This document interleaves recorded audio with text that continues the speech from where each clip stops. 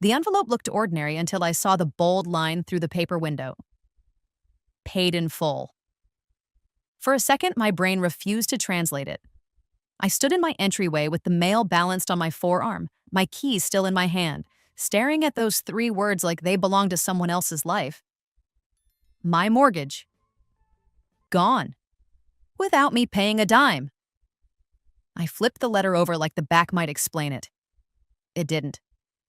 It was on official lender letterhead with my loan number, my property address, and a clean, cheerful paragraph thanking me for my final payment and confirming a lien release had been executed. Executed. That word landed wrong, because yesterday, my mother sat at my kitchen table with her hands clasped like she was praying and said, "Jade, please. I just put the house in the family's name." I'd been rinsing a coffee mug when she said it. I remember the sound of water hitting ceramic, the way she avoided looking directly at the framed photo on my counter, the one of me holding the key on closing day, smiling like I'd finally done something no one could take from me. "It's for protection," she'd insisted. "What if something happens to you? The house should stay with family." I'd kept my voice calm. I always did with her. "My house is already protected," I said. "It's in my name. It's insured. It's mine." Her mouth had tightened like I'd insulted her. "After everything I've done for you," she whispered, "you won't even do this one simple thing?" That's how she always framed it, like boundaries were betrayals. I didn't raise my voice. I didn't argue about the past. I just said, "No, I'm Mom." She left without a scene, but the look she gave me at the door was a promise. Not a threat. A promise that she would find another way to get what she wanted. Now I stood there with paid in full in my hand, and I realized she had.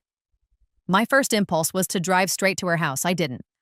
Confrontation gives people like my mother room to improvise. Paper doesn't. So I sat down at my dining table and read every line twice. The letter stated the loan had been satisfied and that a release of lien had been processed. It included a contact number for the lender's payoff department and a reference to a recorded document that would be mailed separately. Recorded document. That meant county records. That meant title. That meant my name could already be moving through a system I hadn't touched. And I picked up my phone and called my mother anyway, because I needed her reaction logged in real time. She answered on the second ring, breathy, like she'd been waiting. "Hi, sweetheart." "I just opened my mail," I said, keeping my tone flat. "It says my mortgage is paid in full." Silence for half a beat. Then she gasped, "A clean little performance." "What? That's impossible." I stared at the letter. "It says the lien release was executed." My mother let out a soft, confused laugh. "Maybe you finally caught up on your payments and forgot," she said, and I could hear the smile behind the words. "My payments are automatic," I replied. "And I didn't pay off $200,000 overnight." She sighed dramatically.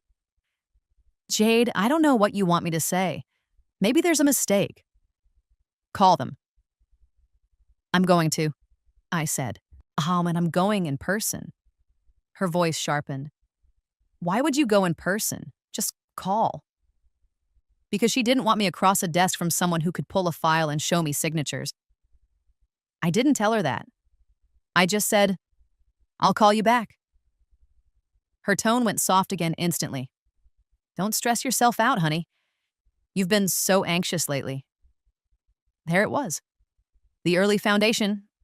Plant the idea that I was unstable, that I misread things, that I imagined threats. I ended the call without responding. Then I did the next thing quietly. I took photos of the letter on my table with the date visible on my phone screen, and I opened my lender's app. My account was gone. Not zero balance. Gone. The login still worked, but when I clicked my mortgage, it redirected to a generic message about closed accounts and a phone number. My throat tightened. I stayed calm anyway. I drove to the lender's local office as soon as they opened, the letter in my passenger seat like evidence. The building was modern and glassy, all calm branding and soft background music, designed to make panic feel embarrassing. I didn't let it. At the front desk, a receptionist smiled politely. Can I help you? I need to speak to someone in payoff services, I said. My loan is showing as paid in full, and I didn't authorize a payoff or a release. Her smile faltered a fraction. She handed me a clipboard. Please fill this out. I wrote my name, Jade Mercer, slow and clear, then slid my ID across the counter. A few minutes later, a man in a blue dress shirt called my name and led me to a small office with frosted glass walls and a single computer monitor, angled away from the door. He sat. I typed, and then paused in a way that made my stomach sink. Okay, he said carefully. I see the payoff. I didn't pay it, I said. He nodded once, eyes still on the screen. The payoff funds came through a wire, and the release of lien was processed right after. My mouth went dry. Who wired it? He hesitated. I can't give you full wiring details without verification steps, but I can tell you the payoff file includes a signed borrower authorization and a notarized release request. A release request, I repeated. He turned the monitor toward me. On the screen was a scanned document titled Borrower Authorization and Satisfaction Request. It had my name typed neatly at the top and a signature at the bottom that was supposed to be mine. It wasn't. It was close enough to fool someone in a hurry, but wrong in the way fake signatures always are. Too careful, too slow, like someone drawing instead of writing. I didn't sign that, I said, voice still even. The rep leaned closer to the screen, zooming in with his mouse wheel. The signature grew larger, the ink edges jagged with scan compression. His face went still. Not confused, not doubtful. Still, like the file had just changed categories in his mind. Ms. Mercer, he said quietly, this was notarized yesterday. My stomach dropped again, slower this time. Yesterday. He clicked into another tab. Yes, there's a notary acknowledgement attached. Commission number, stamp, everything. My fingers curled around the edge of my chair so I wouldn't grip the air. Can you show me? He pulled up the notary page. A clean stamp? A printed name? A commission expiration date? A county? Sign then, he said, almost under his breath, like he couldn't decide if he should be saying it out loud. And the notary is... He looked at the line, then looked up at me with a different kind of caution. Ms. Mercer, he said, do you know someone named Brenda Holt? My throat tightened because I didn't just know that name. I knew exactly why my mother begged me to put the house in the family's name the day before. I knew the name Brenda Holt the way you know the name of a tool someone keeps within reach. My mother had mentioned her casually over the years, never in a way that sounded important. Brenda can notarize things fast, she'd say, like it was the same as knowing a good mechanic. Brenda's a sweetheart. She helps people who are overwhelmed. Brenda was the woman my mother called when she wanted a signature to become a weapon, and I kept my face still and looked back at the lender rep. Is this an in-person notarization? I asked. Or remote? He clicked again, eyes scanning. Remote online, he said quietly. Ron, there's an electronic notary certificate attached. My stomach tightened. Remote online notarizations leave a trail. Video, audit logs, IP addresses, credential checks. Which meant if my mother had forced this through, she'd done it through a system that records everything. Can you pull the certificate? I asked. He hesitated the way people hesitate when they are deciding whether you're the problem or the victim. I'm the borrower, I said calmly, and I'm disputing this signature. I need the full payoff file, including the notary certificate and submission metadata. He looked at me for a beat, then nodded once. Okay, he said. I need to escalate this to our fraud and compliance unit. He stood up and stepped out of the office, leaving me alone with the hum of the computer and the soft, cheerful lobby music bleeding through the frosted glass like a joke. I didn't scroll. I didn't touch his keyboard. I just sat there and breathed slowly until the tightness in my chest turned into a single cold point. When he came back, he wasn't alone. A woman in a dark blazer entered with him. Hair pulled back, tablet in hand, expression blank in the way that signals authority without drama. "Ms. Mercer," she said. "I'm Rena Caldwell, Internal Investigations." I nodded. "Thank you for coming." Rena didn't waste time. "You're stating you did not authorize a payoff, did not sign a satisfaction request, and did not appear, remotely or in person, before a notary yesterday." "Yes," I said. She typed once. "Do you know the notary?" "Brenda Holt." "My mother does," I replied. "They've known each other for years." Rena's eyes lifted slightly. Not surprise. Interest. "Do you have any reason to believe your mother had access to your personal identification?" she asked. I didn't embellish. I didn't give her a speech. I gave her facts. "She was in my house yesterday," I said. "She asked me to put the house in the family's name. I said no. She left. This notice arrived today." Rena nodded once, then held her tablet toward the rep. "Pull up the payoff packet," she said. "All attachments, all logs." The rep clicked through quickly now, his posture less casual, more careful. Rena's eyes moved over the screen, then she asked, What email was used for the R-On session?" The rep paused. "It's listed as jade.mercer at..." I felt a flicker of relief that died immediately when he continued. "A domain I don't recognize," he said. "Not your usual contact email on file." Rena's tone stayed even. "What mailing address is on the payoff confirmation request?" The rep scrolled. His face tightened. "It lists a different mailing address for the recorded release," he said. I leaned forward slightly. "Read it." He read it out loud and my stomach turned cold. It was my mother's address. Not mine. My mother had directed the lender to send the recorded lien release to her house like it belonged to her. Rena's eyes didn't widen. She just tapped her tablet. "That's enough to open a fraud case internally," she said, "and to place a hold on any further processing." The rep looked confused. "But it's already paid off. The account is closed." Rena's voice sharpened slightly. "Closed does not mean unreviewable. We can flag the release as disputed and notify the recorder if it hasn't been indexed. And we can preserve the R-On audit and recording." I sat back, keeping my breathing steady. "Has it been recorded?"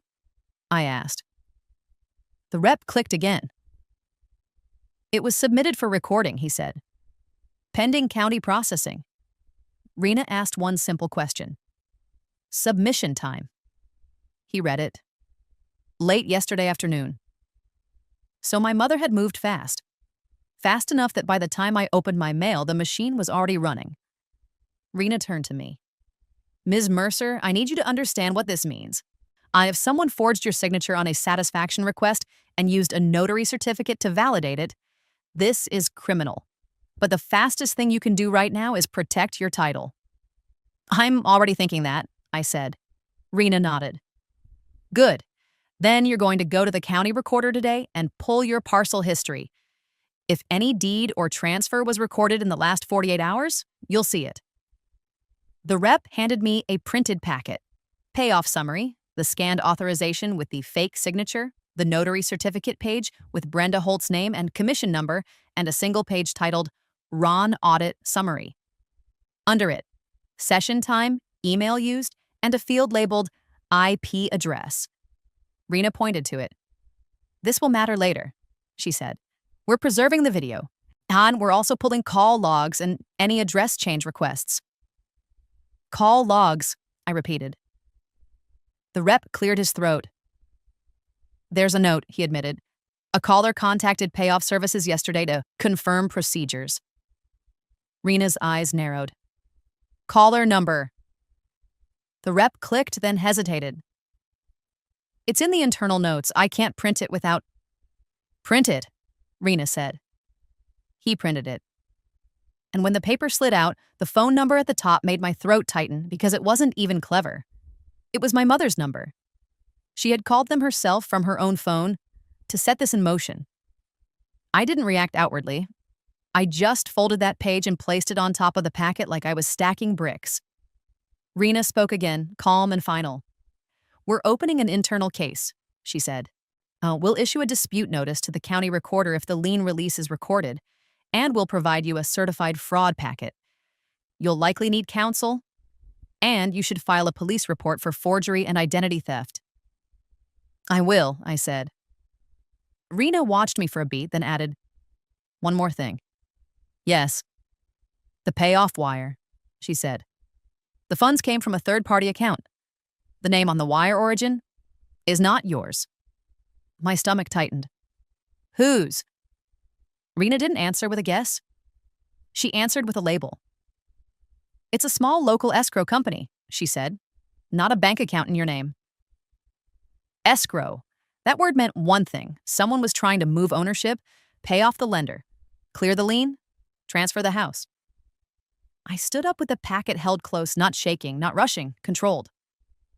Rena gave me her card. "If anyone from the county calls you or if you see a deed recorded, call me immediately. Don't confront your mother yet." I nodded. "I won't." But as I walked out through the lobby, I could already feel my mother's next move like a shadow ahead of me. Because if she cleared the mortgage yesterday, she didn't do it as a gift. She did it as a crowbar. 2 hours later, I was at the county recorder's office. The waiting room was packed. People held folders and manila envelopes like lifelines. A digital screen beeped out numbers. The air smelled like paper, sweat, and printer toner. When my number was called, I stepped to the counter and slid my driver's license forward. "I need the latest record history for my parcel," I said. "I believe a line release or deed may have been recorded without my authorization." The clerk, an older man with reading glasses, typed my address. His eyes narrowed slightly as the screen populated. Then he leaned closer. Then he went still. "Ma'am," he said, lowering his voice, "there was a recording yesterday." My throat tightened. "What kind?" He clicked into the document list. "A satisfaction of mortgage," he said. I swallowed once. "And a deed." He didn't look at me when he said it. He looked at the screen like he didn't want to be the one delivering it. "Yes," he said. "A quitclaim deed." My hand stayed steady on the counter. "To who?" He scrolled. His finger paused on the grantee line. Then he said the name like it changed the air in my lungs. "Elaine Mercer," he said. "Your mother." I stared at the clerk for one long beat. I'm letting the reality settle into its true shape. My mother hadn't paid off my mortgage to help me. She had paid it off to take my house free and clear. I kept my voice calm because calm is what makes people tell you more. "I need certified copies," I said. "Everything recorded yesterday. And I need the recording metadata. Who submitted it, method of payment, and the notary acknowledgement on the deed." The clerk nodded slowly like he'd just moved from customer service to something else. "Okay," he said, "but I need to warn you. If this deed is notarized, it becomes a fraud investigation, not a clerical correction." "I understand," I said. "That's exactly what this is." He clicked into the deed image and zoomed in on the notary block. The notary stamp loaded slowly, pixel by pixel. And when the name sharpened into focus, the clerk's expression shifted again, subtle but real. Because the notary on the deed was the same one on the payoff file. Brenda Holt. The clerk looked up at me and spoke quietly. "Ma'am," he said, "this deed claims you personally appeared yesterday and signed a quitclaim transferring your property to your mother." My throat tightened, but my voice didn't. "I did not," I said. He stared at me for a beat, then asked a question that told me he'd seen this before. "Were you at work yesterday?" he asked. "Anywhere with a time clock? Badge access? Cameras?" "Yes," I replied. "And I can prove it." He nodded once. "Then we do two things today," he said. "We print the certified copies and we place a fraud alert on the parcel. Immediately." As his printer started spitting out pages, my phone buzzed. Mom. Her name on the screen looked almost absurd now, like it belonged to someone else's life. I didn't answer. I let it ring and ring and ring because I wanted her call attempt recorded on my end while the county clerk printed the proof of what she'd done. Then my phone buzzed again. A text. Don't do anything stupid. I fixed your mortgage. You should be thanking me. I stared at the message and felt my stomach go cold in a new way. Because she wasn't even pretending anymore. She thought paying off the mortgage meant she owned the narrative. And now I had a certified deed that proved she'd tried to own the house too. The clerk didn't slide the certified copies across the counter like they were routine. He slid them like they were evidence. A stamped, certified satisfaction of mortgage. A stamped, certified quitclaim deed transferring my house to Elaine Mercer. And the recorded timestamp from yesterday afternoon that turned my stomach cold all over again. I didn't let my face change. I kept my hands flat on the counter and asked for the only thing that mattered next. I need the submission metadata, I said. Who recorded it? How it was delivered? Anything the system shows. He nodded once, clicked deeper into the recorder screen, then leaned closer as if he didn't trust his own eyes. This was e-recorded, he said quietly. Submitted electronically through a third-party platform. By who? I asked. He scrolled. His finger stopped on a line. Submitting party listed as Palm Ridge Escrow, he read. And the notary acknowledgement is attached as a separate PDF by Holt Notary Services. My throat tightened. Palm Ridge Escrow. And that matched what Rena told me at the lender. The payoff wire came from an escrow company, not from me. So it wasn't just Mom forged my signature. It was a coordinated chain.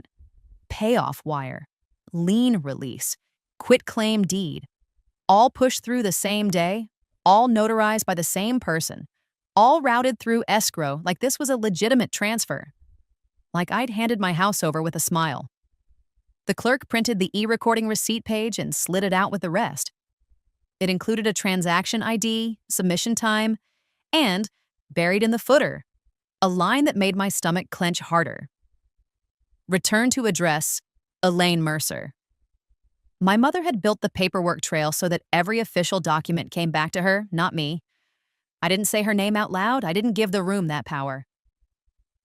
I want a fraud alert placed on the parcel, I said. Immediately. The clerk nodded and pulled out a form like he'd been waiting for me to ask. Fill this out, he said. It flags the record for potential fraudulent conveyance. It won't magically undo the recording, but it makes every future recording harder. Harder was good, but it wasn't enough. Because a deed can be recorded in minutes. A sale can happen in days. And if my mother got this house into her name free and clear, she could borrow against it or sell it before anyone caught up. So I asked the next question without letting my voice shake. Is there anything else pending? I said. Any new filings on this parcel since yesterday? The clerk clicked into the live queue view. His face changed again. He didn't look at me right away. There's an inquiry, he said slowly. A title pull that came in early this morning. My throat tightened. From who? He read the requesting company name, a title company, local, and then the purpose field populated. Pre-close review? I didn't blink. I didn't gasp. I didn't let my body do anything dramatic in a building full of cameras. A pre-close review means a sale, I said. The clerk nodded once, grim. Usually. I felt the world narrow into one clean, cold thought. My mother wasn't just taking my house. She was trying to move it out of reach. Print that, I said. The inquiry page. The requesting party. Everything. He printed it without argument, then slid the paper across. I held it with 2 fingers like it could burn. Pre-close review, today's date, a title company preparing to ensure a transfer that shouldn't exist.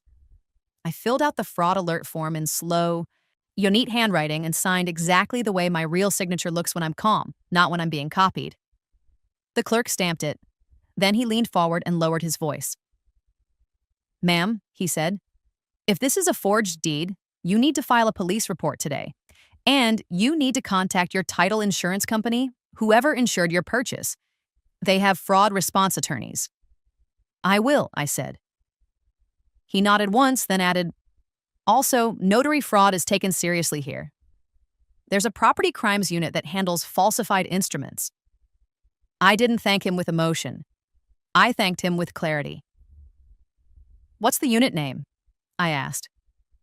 He wrote it on a sticky note and slid it under my papers. I left the recorder's office with a folder full of certified proof and a fraud alert confirmation that felt like a seatbelt in a car already crashing. Outside, my phone buzzed again. Mom. Then another buzz. A new text. You're overreacting. It's safer this way. I didn't answer. I took a screenshot, saved it, and opened my closing documents folder on my phone. Title insurance. I had it. I remembered signing the policy without really believing I'd ever need it. Now I needed it. I called the title company listed on my original closing statement, the one that insured my purchase years ago. A woman answered. Bright voice, then shifted instantly when I said the words she hears in nightmares. I believe a forged deed was recorded against my property, I said. The deed transferred my house to my mother. I have certified copies. There was a pause. Keys tapping. What's the property address? She asked. I gave it. More tapping. Then her tone changed. I see the new recording, she said. Be quieter now. And I see a satisfaction recorded yesterday as well. Yes, I said. The lender has opened an internal fraud case. The notary is Brenda Holt. The line went silent for half a beat, like the name hit something in her system or in her memory. Ms. Mercer, she said carefully, I'm escalating you to claims. Stay on the line. While I waited, I did the next procedural thing without thinking. I called Rena Caldwell and left a voicemail with one sentence. The deed is recorded. Quit claim to my mother. Notary is Brenda Holt. Escrow is Palm Ridge. There's a pre-close title inquiry this morning. Then I went inside my car, locked the doors out of habit, and waited. Claims picked up. A man's voice this time, measured. This is Ken Porter, title claims. Tell me what happened? I told him in clean, factual order. Paid in full notice. On lender file with a forged signature. Notary certificate from yesterday. County recorder confirming a quitclaim deed to my mother, notarized by the same notary, submitted by an escrow company. And a pre-close title inquiry this morning. Ken didn't interrupt until I finished. Then he asked a question that felt like a blade. Do you still live in the property? He asked. Yes. Good, he said. Then listen carefully. Do not leave. Do not let anyone in. If anyone shows up claiming to be a buyer, realtor, or contractor, you call police. Today. My throat tightened. So there's a sale. Ken's voice stayed calm. A pre-close inquiry strongly suggests an escrow is being opened to transfer the property. They move fast when they know they're racing the record. Racing the record. My mother wasn't panicking. She was executing, Ken continued. We are opening a title fraud claim. We'll assign counsel. But your immediate steps are police report for forgery and filing a false instrument and an emergency court filing to Cloud Title. Typically, a lice pendens or restraining order depending on your jurisdiction. I breathed in slowly. Okay. Ken added, and I need you to send us your certified copies and the lender fraud packet. Today, within the hour. I can, I said. Then he said the line that made my stomach drop in a new way, because it meant the system was already moving without me. Ms. Mercer, he said. We also received an automated notice from a different title company requesting payoff confirmation on the prior lien. A different title company. Not mine. Not my old closer. Someone else preparing to close a new deal. Can you tell me their name? I asked. Ken hesitated. Yeah, I can tell you this. It's not a refinance request. It's marked as a transfer closing. I stared straight ahead through my windshield, feeling my hands go colder on my steering wheel. Because a transfer closing means one thing. My mother wasn't trying to hold the house in the family. She was trying to convert it into cash. I drove directly to the police station after that, not to beg, not to dramatize, to file a report with a paper trail that could stop a closing. At the front desk, the officer asked what I was reporting. I placed my certified copies on the counter and said, "A forged deed was recorded transferring my house to my mother. The signature is not mine. The notarization is fraudulent, and an escrow appears to be attempting to sell it right now." The officer's eyes sharpened. He looked at the notary name. He looked at the recorder stamp. Then he said, "Have a seat." Not dismissive, urgent. A few minutes later, a detective came out. Plain clothes, tired eyes, calm voice. Oh, he introduced himself as Detective Shu and asked me to start at the beginning. I did, exactly the same way I'd told Ken. When I finished, Detective Hashu stared at the quitclaim deed for a long moment. Then he pointed to the notary block. "Brenda Holt," he said quietly. "Remote online notary." "Yes," he nodded once. "We can subpoena the RON recording and audit trail," he said. "If it's not you on that video, and the credential check ties back to your mother or escrow, this becomes felony level." Felony level. That word didn't make me feel better. It made me feel certain. Detective Hyde continued, voice crisp. "And filing a false instrument with the county recorder is its own charge. So is identity theft. So is conspiracy if escrow facilitated it knowingly." I kept my voice steady. "Can you stop the closing?" He looked at me for the first time, like he was measuring how fast the day was moving. "We can try," he said. "But we need the escrow details. Do you know which escrow is handling the sale?" I slid the recorder's e-recording receipt forward.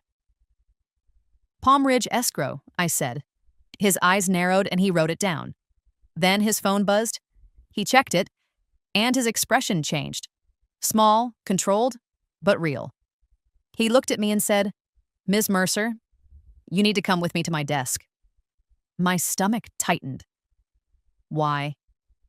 Detective Shu held up his phone slightly, not showing me the screen yet. "Because," he said, "we just got a call from a patrol unit." He paused, then said the sentence that made the air feel thin.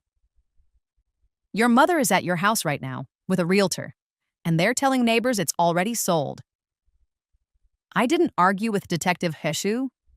I didn't waste a second asking how he knew. I stood up, grabbed my folder, and followed him through a door marked "Authorized Personnel Only" into a narrow hallway that smelled like stale coffee and toner. At his desk, he pulled up a screen and made one call on speaker. A patrol officer answered, breath quick. "Unit 12, the officer said. "Hashu," Detective Hashu replied. "Confirm what you have." "We got a neighbor call," the officer said. "Female matching the mother's description, late 50s, with a realtor.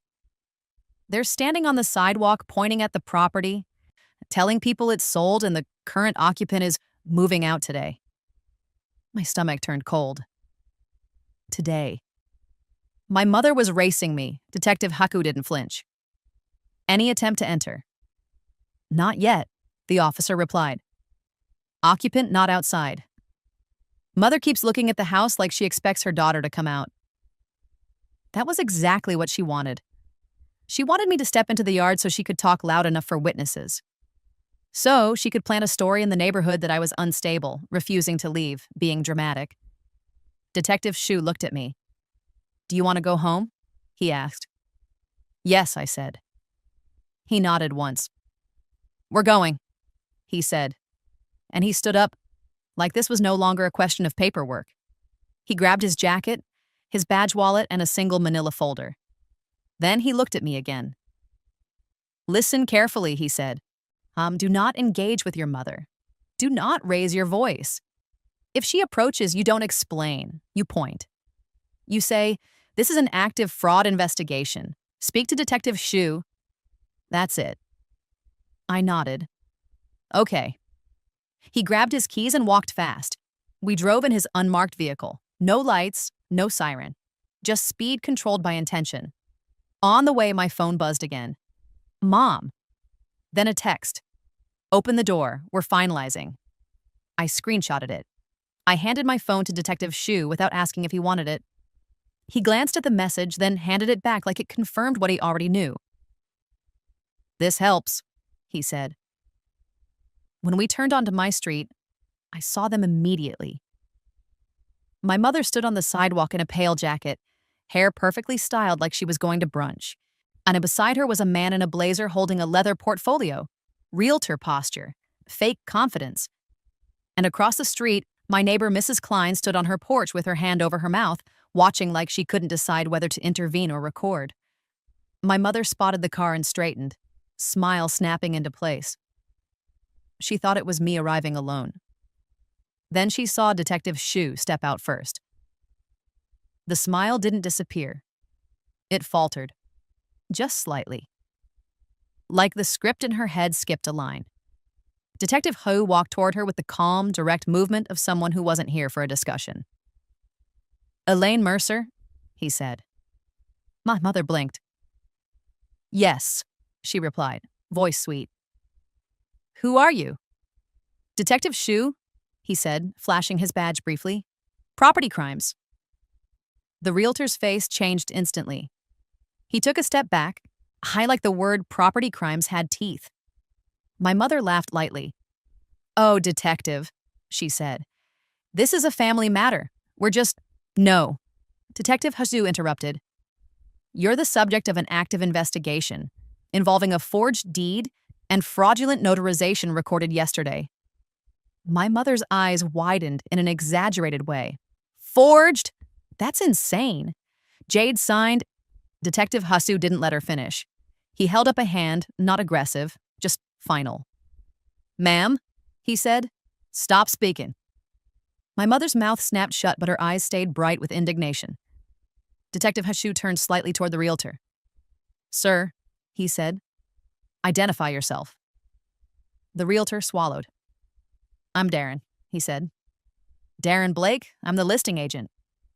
Who hired you? Detective Hashu asked. My mother jumped in quickly. I did. I own the house now. Detective Shu looked back at her. Stop, he said again. I asked him. Darren's voice shook slightly. Elaine Mercer retained me, he said.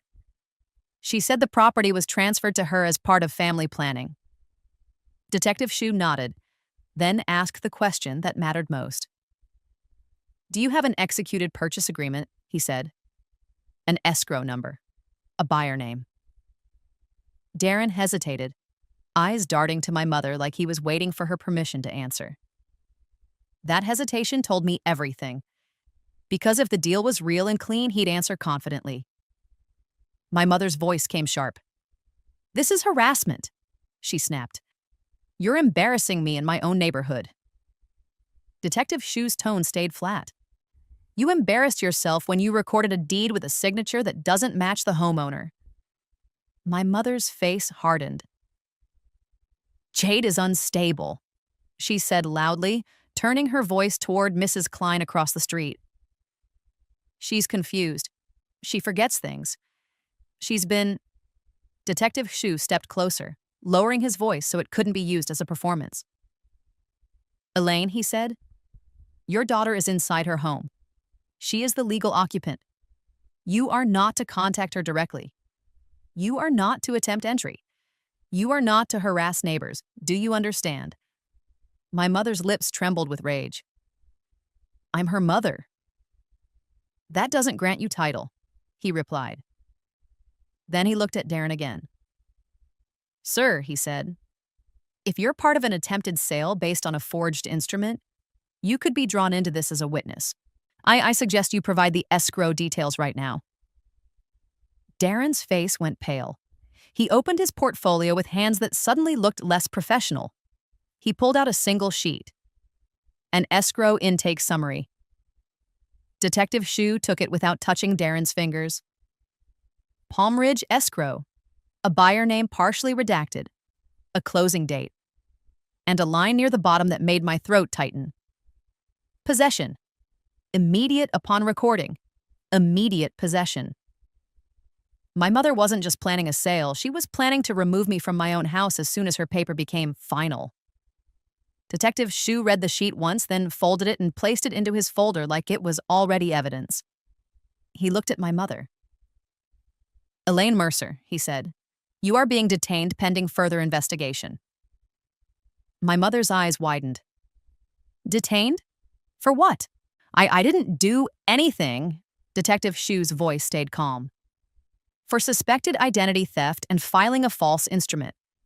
You will come to the station and we will obtain the RON recording, audit logs, and escrow communications. My mother's voice rose. You can't do this. I paid her mortgage. I helped her.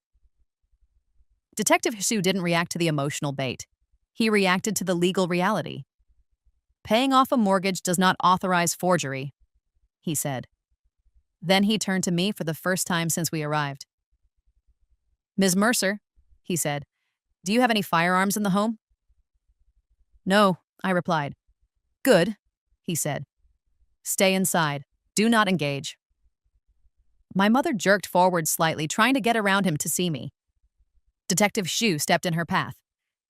No, he said firmly. And for the first time, the neighborhood watched my mother lose control of the moment she'd tried to stage. A patrol car pulled up. Same officers who'd been waiting down the street. They stepped out with handcuffs, professional and quiet. My mother's face shifted from rage to something else. Fear. Not fear of losing me. Fear of consequences. As they guided her toward the car, she twisted her head to look at my house and shouted, loud enough for every window, Jade, you ungrateful little... This is because of you. I didn't step outside. I didn't respond. I stayed in my doorway behind a locked deadbolt, watching through the glass as the system did what it was designed to do when someone tries to cheat it. Detective Shu turned to Darren. You, he said, are going to email me everything, texts, calls, escrow instructions. Any documents she gave you? Today. Darren nodded rapidly. Yes, Detective. Then Detective Hisu looked at Mrs. Klein across the street. Ma'am, he called gently, thank you for calling. If you recorded anything, keep it. We may need a statement. Mrs. Klein nodded, eyes wide. My phone buzzed again. A message from my mother, sent seconds before they took her phone. If you do this, I'll make sure you lose everything anyway. I screenshotted it. Because threats don't scare me anymore. They document intent. Detective Shu looked at his folder, then back at my house. We're going to move fast now, he said to me through the doorway. We need an emergency court filing today to freeze any further transfer. TRO, Elias Pendens, whatever counsel recommends. And we need the lender's fraud packet. I can get it, I said. He nodded. Yeah, good. Then he said the sentence that made my stomach tighten again. Not out of fear, but because it meant the punishment would be real. Ms. Mercer, he said, based on what you've shown, your mother and that notary are looking at felony charges. I didn't exhale in relief when Detective Shu said felony charges. Relief wasn't the right emotion. The right emotion was a cold, steady certainty that my mother had finally stepped into a system that doesn't care how she cries. Detective Shu left 2 patrol officers on my street for the next hour while he drove back to the station with my mother in custody. Before he went, he stood on my porch, close enough to speak through the glass, and gave me instructions the way you give someone instructions before a storm hits. Do not open the door for anyone, he said. Not a realtor, not a buyer, not a friend of your mother. If anyone shows up with papers, take photos through the window and call us. I will, I said. And Ms. Mercer, he added, if your mother contacts you from jail, don't answer. Save it. I nodded. Then I did the thing my mother never expected me to do when she tried to take something from me. I stayed calm and moved faster than she did. Within the hour, Rena Caldwell from the lender called me back. Her tone was clipped. All business now. Ms. Mercer, we pulled the RON session data. Brenda Holt performed the notarization at 4:22 p.m. yesterday.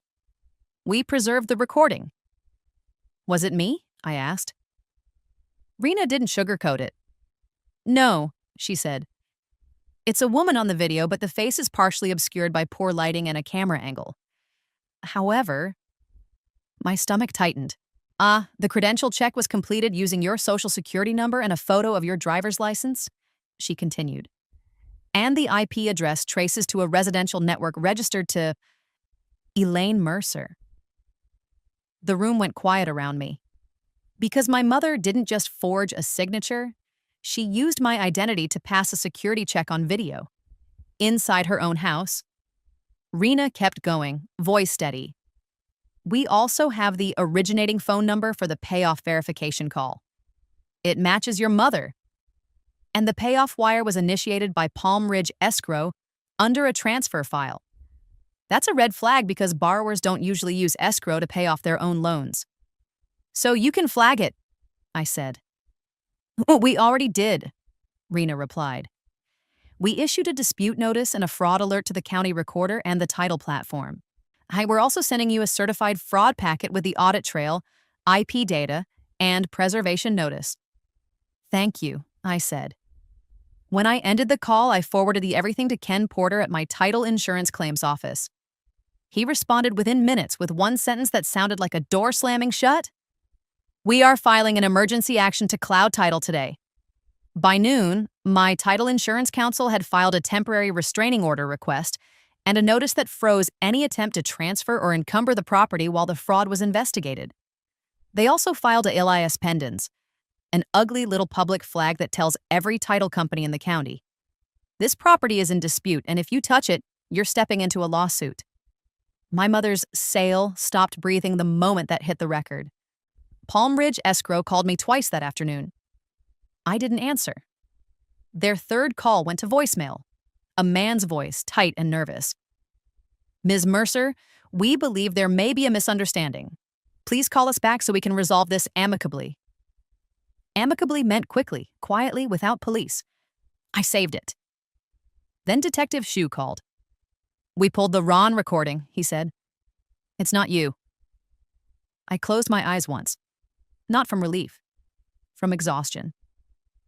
We also subpoenaed the notary's journal and platform logs, he continued. Brenda Holt's account shows the session was initiated from the same IP Rena gave you. And we obtained the device fingerprint, same phone used to submit the quitclaim deed and the satisfaction request. My throat tightened. So it's linked. It's linked, he confirmed. And Palm Ridge Escrow has communications with your mother that reference getting it free and clear and closing before she realizes. I felt cold all the way down to my fingertips. Detective Shue's voice stayed calm.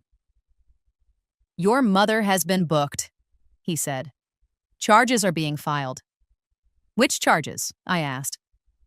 He didn't hesitate. Forgery, he said. Identity theft. Filing a false instrument with the county recorder. Attempted theft by deception. And conspiracy, because Holt and the escrow file show coordination. My stomach clenched, but my voice stayed steady. Is she staying in custody? She was offered bail, he said. But the prosecutor argued flight risk and risk of continued harm. The judge ordered bail conditions and a no-contact order. She cannot contact you or go within a certain distance of your home. A no-contact order felt like air. Not peace, just air. And Brenda Holt? I asked. Detective Shue's tone sharpened slightly. Her commission is being placed on emergency suspension pending a formal hearing. We're also recommending criminal charges for notary misconduct tied to forged instruments. She's being interviewed today. And escrow, I asked. We're serving Palm Ridge, he said. If they facilitated knowingly, they're exposed. At minimum, their file is evidence now. I didn't cry. I didn't celebrate. I stared at my kitchen counter where my mother sat yesterday and begged me to put it in the family name. She didn't want family. She wanted ownership. That evening, my mother called from the jail. The number came up as a detention facility. I didn't answer, and the voicemail came through anyway. Her voice was different, smaller, tighter, still trying to blame the world for what she did. "Jade," she whispered, "they're treating me like a criminal. This is humiliating. You need to fix this. Tell them it was a mistake." I listened to the whole thing once, then saved it. Then I forwarded it to Detective Shu with the subject line: "Jail call, attempted contact in violation of instruction." Because she still didn't understand. The system doesn't care that she's my mother. It cares that she committed felonies. 2 days later, my attorney handed me the recorded court order, undoing the fraudulent deed and restoring the chain of title pending final judgment. The county recorder flagged the quitclaim as disputed and later marked it as voidable under the court's temporary order. Every title company that touched my address after that would see bright warning signs. And the closing that my mother tried to rush? Canceled. Not postponed? Canceled. Palm Ridge Escrow sent a formal notice that the transaction file was terminated due to fraud investigation. Darren Blake, the realtor, emailed Detective Hashu everything: texts, voice notes, and the listing draft where my mother literally wrote, "Seller will not be present. Occupant is emotional. Close fast." Those words ended up in the prosecutor's packet. My mother's arraignment happened the following week. I didn't go for revenge. I went for reality. I sat in the back of the courtroom while the prosecutor listed the charges on the record and the judge read the conditions: no contact, no proximity, surrender of any copied IDs, and an order to submit all devices for a forensic review. Then the prosecutor said the part that made the room shift. They were seeking felony convictions. Because a forged deed isn't petty. It's theft at a scale that destroys people's lives. My mother's attorney asked for leniency. He talked about her good intentions, her family stress, her confusion. The judge didn't even look impressed. He looked tired. Intentions don't notarize forged signatures, the judge said, and family does not excuse fraud. My mother was remanded briefly when the court learned she attempted to contact me after being instructed not to, and her bail conditions were tightened. She left in handcuffs that day. Brenda Holt was arrested 2 weeks later after investigators matched her platform logs to multiple questionable notarizations. Her notary commission was revoked, and she faced charges tied to falsified acknowledgments. The state opened a disciplinary investigation that would follow her for the rest of her life. And my mother? She didn't just lose. She became what she kept insisting she wasn't. A criminal on paper. My home stayed mine. Not emotionally, legally. And the first time in years, I slept with the kind of quiet you can't get from forgiveness. You get it from consequences. In the weeks that followed, I didn't feel healed, but I felt protected. The title freeze stayed in place until the court finalized the corrective order, and every institution involved, lender, recorder, title insurance, treated my file like a live fraud case because that's what it was. My mother couldn't call me, couldn't show up. I couldn't send a family message through someone else without it becoming another violation. The house stopped being a tug-of-war rope and became what it should have been from the start. My home, backed by a record. If your own parent forged your signature to take your house, would you show mercy or would you let the felony charges stand so it never happens again? Tell me in the comments, subscribe, and I'll see you in the next video.